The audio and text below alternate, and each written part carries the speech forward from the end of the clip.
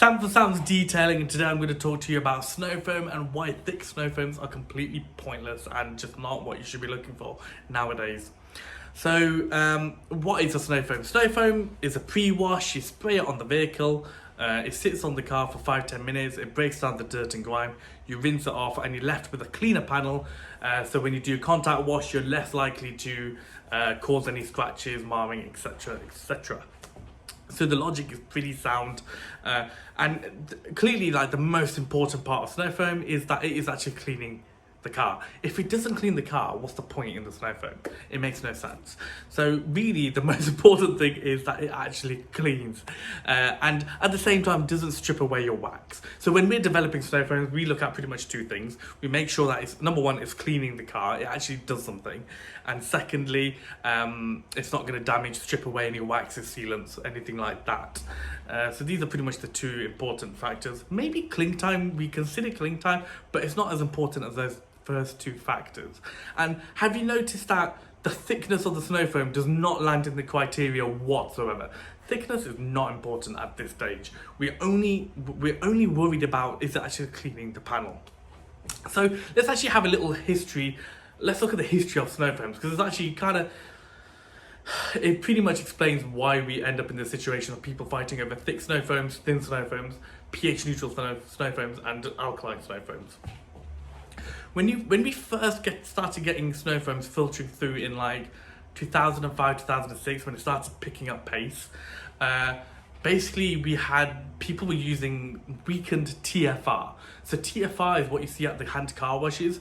You see the hand car wash, spray it on the car as soon as you roll in, and then after 30-40 seconds they rinse it off, and there's like left with quite a clean car. And then it makes their hand wash a bit easier. They're not worried about swirl marks, they're just worried about making it easier to clean. They're trying to get all the bird crap off, all the real heavy grime before they do their contact wash. And detailers are doing that type of thing just to avoid swirl marks, because they think a cleaner car, less swirl marks before the contact wash.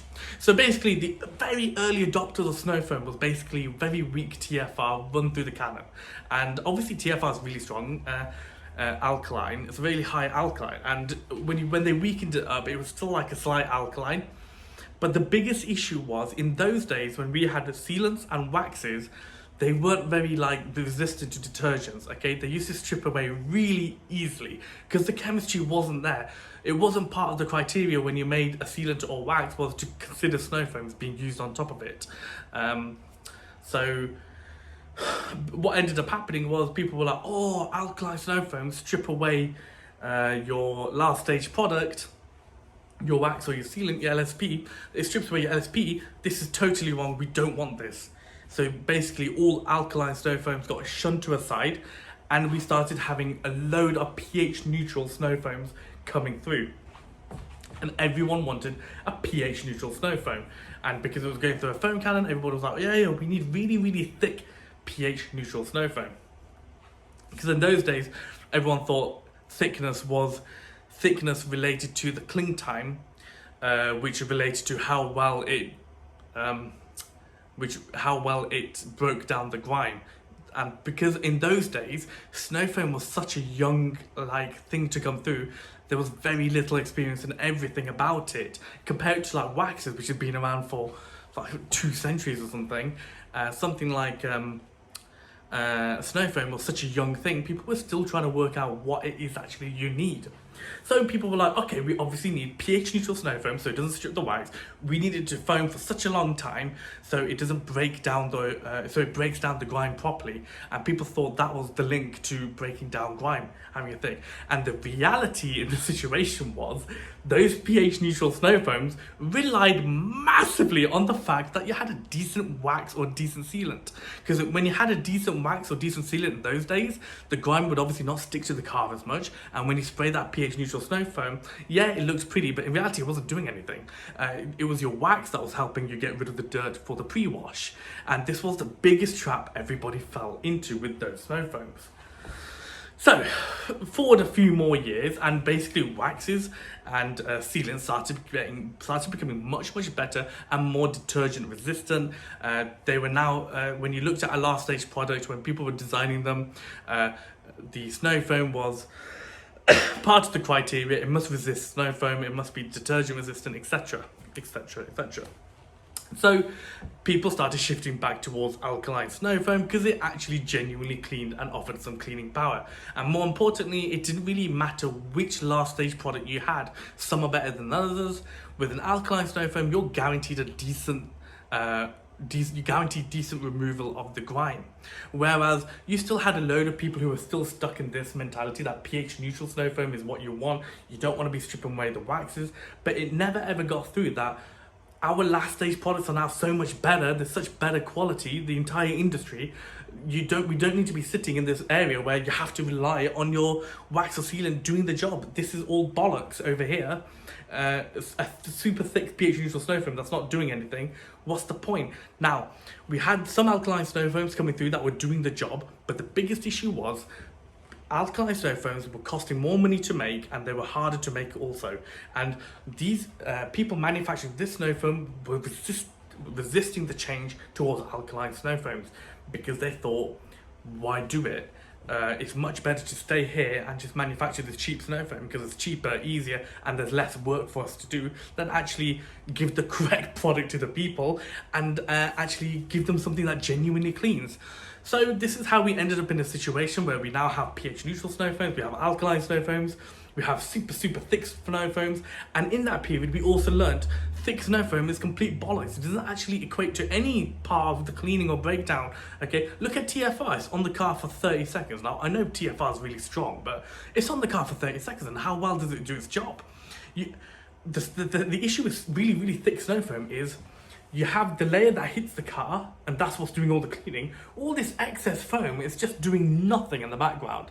So when we looked at alkaline snow foams, and you look at alkaline snow foams, you're looking for a balance between a decent amount of cling time, which is actually the sticky stuff in the snow foam, which helps it cling, and then you're just looking for a little bit of foam. You don't need much foam, you just need it to cling on for those 5 minutes, and then it will break down and get washed away into the drain.